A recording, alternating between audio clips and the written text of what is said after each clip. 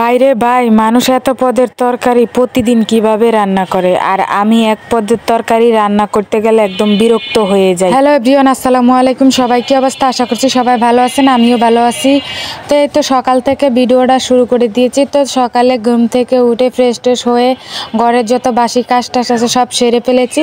তো তারপরে হাজব্যান্ডকে বলছিলাম সকালে নাস্তা বানাবো না, দোকান থেকে নাস্তা এনে দাও।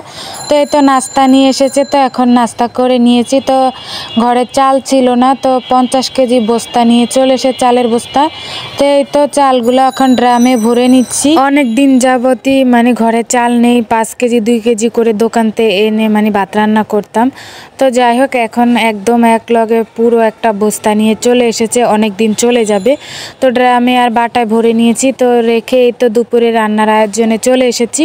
তো আজকে টমেটো দিয়ে আলু দিয়ে রান্না করব। তো এখানে আমি টমেটো আমাদের বাসার পাশেই ব্যানে বিক্রি করে, তো সেখান থেকে নিয়েছি।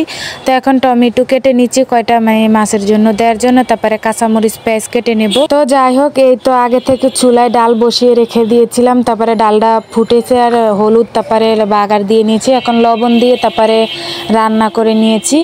তারপরে ফ্রিজ থেকে মাছ বের করে আগেই রেখে দিয়েছিলাম, তো বরফ সেরেছে আর ভালো করে লবণ দিয়ে ধুয়ে এখন হলুদ লবণ মেখে নিয়েছি। এখন একটু লাল লাল করে ভেজে নেব। তো এই তো মাছগুলো মানে গরম তেলের ভিতরে দিয়ে দিচ্ছি। তো আজকে শুধু এক পদেরই রান্না করব তরকারি।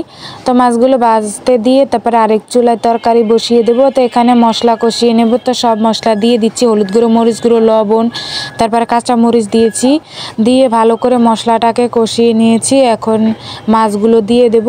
তো এর ফাঁকে আমার মাছগুলো একদম কড়া করে লাল লাল করে ভেজে নিয়েছি। তো এখন মাছগুলো দিয়ে সুন্দর করে কষিয়ে নেব। তো অনেকেই দেখি দৈনিক মানে 3-4 পদের তরকারি রান্না করে, আর আমি এক পদের তরকারি রান্না করতে আসলে একদম ঝামেলা মনে হয়, পারি না যে এগুলোও না রান্না করে। কি করব, পেট তো আছে, খাইতে তো হবেই। তো এক পদ মানে যেভাবে পারি মানে তাড়াতাড়ি করার চেষ্টা করি রান্নার। তারপরে এই তো পানি দিয়ে দিয়েছি, মশলা কষিয়ে তারপরে টমেটো দিয়েছি। তারপরে এই তো ঘরে চলে আসলাম। তো বিছানাটা একদম একটু ধুলাবালু, ভাবলাম একটু মানে ঝাড়া টাড়া দিয়ে নিই। তারপরে হাজব্যান্ড কাছ থেকে আসলে মানে ভাত খাবো একসাথে। তো এই তো বিছনাটাকে একদম সুন্দর করে ঝাড়া টাড়া দিয়ে নিচ্ছি। আর ঘরের ভিতরে বিছনা এলোমেলো থাকলে একদম ভালো লাগে না।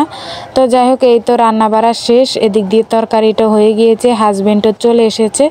তো সে এসেছে না একদম খেতে বসে পড়েছে। তো আমাদের একটা কাজের ছেড়া আছে, সে আর আমার হাজব্যান্ড কাজে বসে মানে খেতে বসে পড়েছে।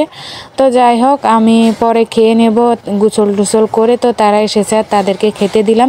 তো আজকে এই পর্যন্তই, সবাই ভালো থাকবেন, আল্লাহ হাফেজ।